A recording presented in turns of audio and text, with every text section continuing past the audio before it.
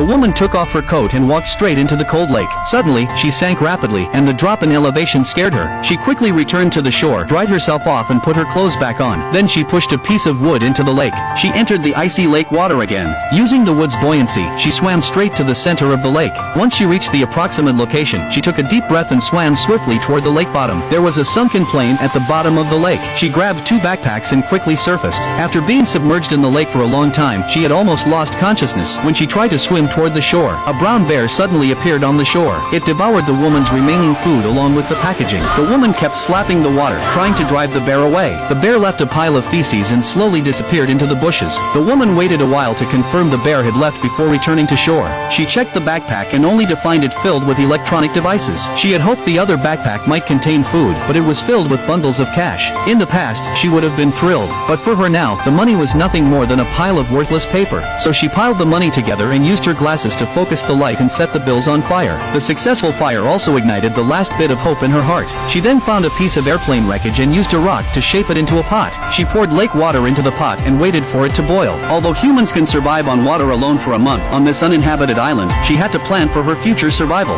After solving the drinking water problem, she took some cotton thread from her sewing kit and tied it to a wooden stick. She then used her earrings as fish hooks to make a simple fishing rod. She stood in the lake and waited quietly. Soon she actually caught a fish, but the cotton thread was too thin and broke immediately. The woman had to give up fishing and went into the jungle to search for food. Soon she discovered a thicket filled with various wild fruits. She sorted the wild fruits by color, but she wasn't sure which ones were edible. Then she examined the brown bear's droppings and indeed found undigested wild fruits inside. She carefully identified which wild fruits were edible. If you were stranded on a deserted island, how long could you survive?